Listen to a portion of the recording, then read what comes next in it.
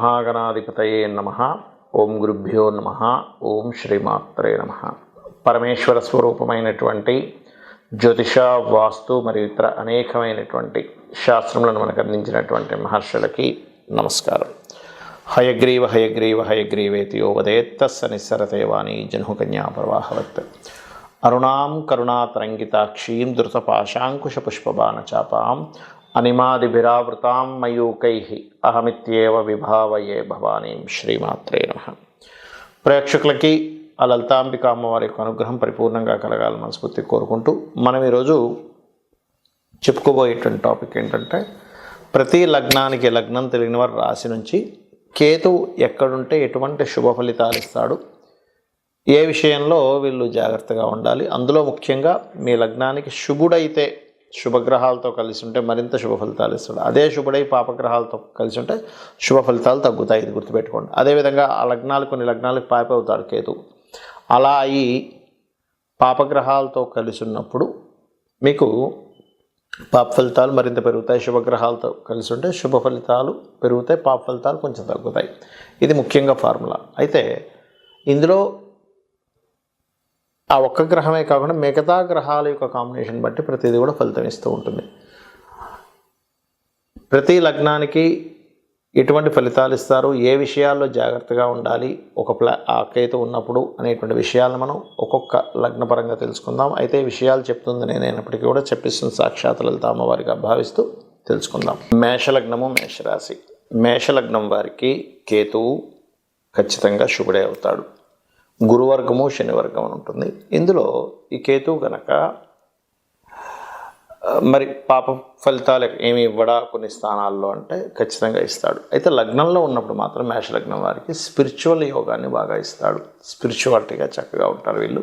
కాకపోతే రెండవ స్థానంలో ఉన్నప్పుడు మాత్రం ఇది శత్రుస్థానం అవుతుంది కేతువు కాబట్టి, అది కాక నీచ స్థానం అవుతుంది. కావున మేషం వారికి రెండులో ఎవరికైనా కేతు ఉన్నట్లయితే వారు ఫైనాన్షియల్ మ్యాటర్స్ విషయంలో చాలా జాగ్రత్తగా ఉండాలి. మూడులో ఉన్నప్పుడు ఎవరితోనైనా అగ్రిమెంట్స్ రాసుకునేటప్పుడు, కమ్యూనికేట్ చేసేటప్పుడు చాలా కేర్గా ఉండాలి. కాకపోతే నాలుగో స్థానంలో కేతు ఉంటే మాత్రం ముందుగా జరగబోయేటువంటి అంశాలు వీరికి అర్థమవుతూ ఉంటాయి. ఐదులో కేతు ఉన్నప్పుడు చాలామంది సంతానం కలగదనుకుంటారు, కానీ మేష లగ్నానికి అలా అవ్వదు. ఎక్కడో పంచమాధిపతి పాడైతే తప్పితే లేట్ అవ్వడం. అదర్వైజ్ పంచమ స్థానంలో కేతు ఉన్నప్పుడు సంతానం కలిగినప్పటి నుంచి మీకు స్పిరిచువల్గా వెళ్ళడం కానివ్వండి, అండ్ గొప్ప పేరు ప్రఖ్యాతలు రావడం కూడా జరుగుతుంది.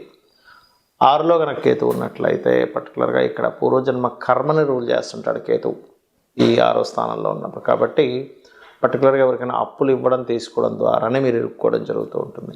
సప్తమ కేతువు ఈ లగ్నానికి శుభుడైనప్పటికీ అక్కడ ఉండేటువంటి క్షేత్రం శత్రుక్షేత్రం కాబట్టి మీకు వివాహ సంబంధించిన విషయాల్లో చాలా జాగ్రత్తగా ఉండాలి. వివాహానికి ముందు గణపతి ఆరాధన చేసుకొని తర్వాత వివాహం చేసుకున్నట్లయితే, అంటే గణపతికి సంబంధించిన ఒక మూలమంత్రం తీసుకొని దాన్ని రెగ్యులర్గా జపం చేసుకుని తర్వాత వివాహం చేసుకోవడం ముఖ్యం.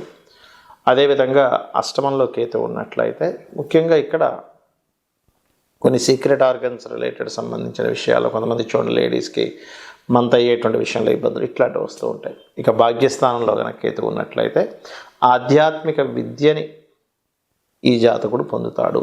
దశమ కేతువు ఉన్నప్పుడు మీరు ఉద్యోగం కంటే వ్యాపారం చేయడం ఉత్తమం. ఉద్యోగంలో పెద్దగా మీకు ప్రోగ్రెస్ కానివ్వండి, ఇంట్రెస్ట్ కానివ్వండి తగ్గుతుంది. కానీ ఎప్పుడైనా సరే ఆ శని కనుక కాస్త శుభగ్రహాలతో కలిసి ఉన్నట్లయితే ఆ దోషం తగ్గుతుంది. ఎప్పుడు కూడా అది ఉన్న రాశ్యాధిపతి రాశిలో ఉన్నదానికి ఆ రాశ్యాధిపతి బలపడితే బాగుంటుందని గుర్తుపెట్టుకోవాలి. 11వ స్థానంలో కనుక కేతు ఉన్నట్లయితే కొన్ని వ్యాపార సంబంధించినటువంటి విషయాల్లో సడన్గా మార్చుకోవడం కానీ, వ్యాపారాన్ని లేనట్లయితే వ్యాపార విషయాల్లో కొన్ని ఆటంకాలు కానీ జరుగుతూ ఉంటాయి. 12లో ఉండేటువంటి కేతువు ఎప్పుడైనా గుర్తుపెట్టుకోండి స్పిరిచువల్ యోగాన్ని ఇస్తాడు. కాకపోతే తెలియకుండానే కొన్ని సందర్భాల్లో జీవిత భాగస్వామితో కొంత దూరంగా ఉండడం, లేనట్లయితే పుణ్యక్షేత్రాలకు వెళ్ళడం ద్వారా మీ యొక్క పూర్వజన్మ కర్మలు తొలగడం కూడా జరుగుతుంది 12లో మేష లగ్నానికి కేతు ఉన్నట్లయితే. ఇక మీరు చేయవలసిన దేవత ఆరాధన, సూర్య నమస్కారాలు, సూర్య ఆరాధన చేయడం అనే విధాలు బాగుంటుంది. చాలామందికి లగ్నం కానీ డేట్ ఆఫ్ బర్త్ కానీ తెలియదు. అలాంటప్పుడు కేతుగ్రహం యొక్క ప్రభావం ఎలా పడుతుంది అని చెప్పి తెలుసుకోవాలన్నప్పుడు, కేతువు సహజంగానే ఆటంకాల కారకుడు. ఎందుకంటే ఆయనకు పనిపాటు లేదా మన జాతకంలో వచ్చి ఆయన ఆటంకాలు కలిగిస్తుంటారంటే కాదు.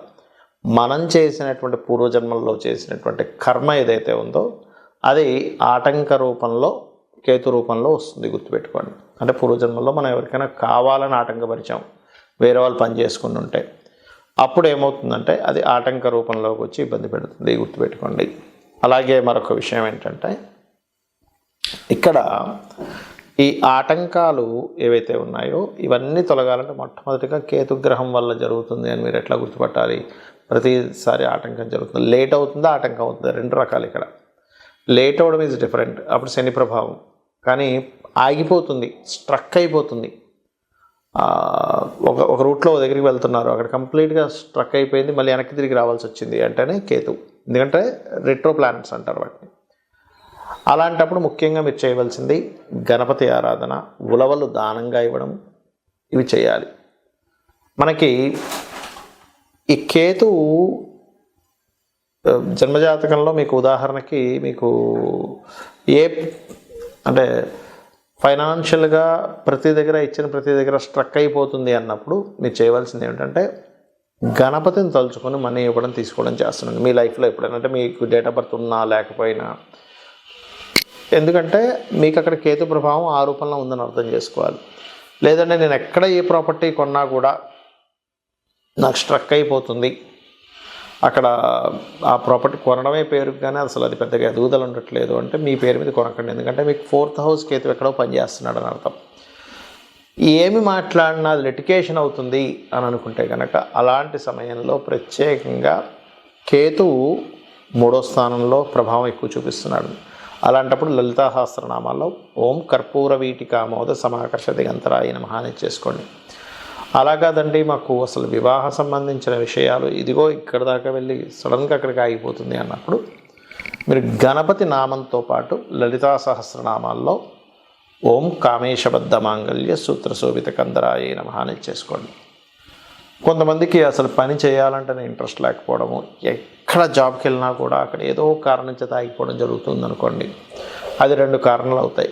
మీ చార్ట్లో ఎక్కడో శనికేతువులు కలిసి ఉంటారు దశమంలో, లేదా శని రాశుల్లో కేతు ఉంటాడు, లేకపోతే శని కేతు నక్షత్ర పరివర్తన ఉంటుంది. అటువంటి కండిషన్స్లోనే అలా జరుగుతూ ఉంటుంది.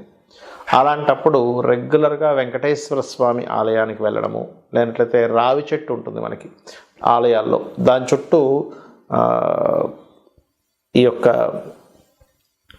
సర్ప ప్రతిష్ఠ చేసినవి ఉంటాయి, వాటి చుట్టూ ప్రదక్షిణం చేసుకుని వాటి మీద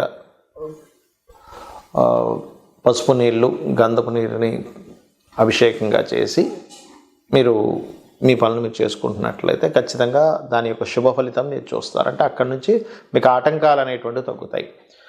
అలాగే మరి కొన్నిసార్లు ఏమవుతుంటుందంటే కొన్ని విషయాలతో దూరంగా ఉండాల్సి వస్తూ ఉంటుంది. అంటే కొంతమంది చూడండి సంతానం పొందుతారు కానీ సంతానంతో ఎప్పుడు దూరంగానే ఉంటారు. అంటే ఎక్కడో 5వ స్థానంలో కేతు పనిచేస్తున్నాడు. కొంతమంది వివాహం చేసుకొని జీవిత భాగస్వామితో దూరంగా ఉంటూ ఉంటారు. అంటే ఆ అబ్బాయి ఇక్కడ లేకపోతే అమ్మాయి ఇంకో దగ్గర ఎక్కడ ఉండడం, లేకపోతే అమ్మాయి ఇక్కడ ఉంటే అబ్బాయి విదేశాల్లో ఉండడం జరుగుతుంటుంది. వీటన్నిటికీ కారణం ఏమిటి? ఏదైనా ఒక విషయం మీద అందరూ చెప్తున్నా మీకు దాని మీద విరక్తి వైరాగ్యము వద్దనిపించడం జరుగుతుందంటే బికాజ్ ఆఫ్ కేతువు యొక్క ప్రభావం. ఇది మీకు అంటే ఎలాగా ఇప్పుడు కొంతమంది చూడండి ఇంట్లో వివాహం చేసుకోమంటుంటారు కానీ ఇది చేసుకొని అంటుంటాడు. కారణం ఏంటంటే 7th హౌస్కి ఎక్కడో దాని యొక్క ప్రభావం పడింది అని అర్థం. ఆ రకంగా మీకున్నటువంటి గ్రహస్థితి రీత్యా మీరు ఫలానా సంబంధించిన విషయంలో నాకు విరక్తి వైరాగ్యము చాలా ఏదో తెలియని ఒక ఎడబాటు లేనట్లయితే ఆటంకాలు కలుగుతున్నాయంటే ఒకటే గుర్తుపెట్టుకోవాలి, కేతుగ్రహం దగ్గర దీపారాధన చేసుకుంటూ గోవులకి గ్రాసము తినిపిస్తూ గణపతి ఆరాధన కనుక చేసినట్లయితే 100% మీరు ఏదైతే ఇబ్బంది పడుతున్నారో లైఫ్లో, దేంతో అయితే విడదీయబడుతున్నారో 100% దాని నుంచి బయటపడడం జరుగుతుంది. ఇక మీరు ఒక్కొక్క విషయం ఏంటంటే ఎప్పుడు కూడా ఒక గ్రహ సంబంధించినటువంటి ఫలితాలు బ్యాడ్గా వస్తున్నాయి అంటే మీ పర్సనల్ చార్ట్లో ఆ గ్రహానికి సంబంధించిన వాటి జోలికి వెళ్ళకపోవడం మంచిది. అంటే 4th హౌస్లో ఉంది అప్పుడు మీ పేరు మీద ప్రాపర్టీస్ ఉండకపోవడం మంచిది, గుర్తుపెట్టుకోండి. లేదండి 12th హౌస్లో ఉంది మీ పేరు మీద ఏదైనా ఇన్వెస్ట్మెంట్స్ చేయకపోవడం మంచిది. లేదండి బుధరాశుల్లో ఉంది కేతు ఎక్కువగా, లేదా బుధుడితో కలిసింది మీ పేరు మీద బిజినెస్లు ఉండకపోవడం మంచిది. అలాగా అసలు ఏ రాశుల్లో ఉంది, ఏ సంబంధించినటువంటిది ఎలా ఉంది అనేటువంటిది తెలుసుకోవాలి. ఇక్కడ మరొక విషయం ఏంటంటే, మరి చాలామంది సందేహం వస్తుంది, ఏమంటే మరి పిల్లల స్థానంలోని వివాహ జీవిత భాగస్వామి స్థానంలోని పెళ్లి చేసుకోకూడదు అంటే అలా కాదు. కొన్నిసార్లు ఏమవుతుందంటే పిల్లల్ని దూరంగా పెంచాల్సినటువంటి స్థితిలో వస్తాయి. అలాంటప్పుడు దాన్ని యాక్సెప్ట్ చేయాలి. కొన్నిసార్లు జీవిత భాగస్వామితో దూరంగా ఉండవలసిన పరిస్థితి వస్తుంది, దాన్ని యాక్సెప్ట్ చేయాలి. యాక్సెప్ట్ చేయకపోతే అక్కడ ఇబ్బంది వస్తుంది, గుర్తుపెట్టుకోండి.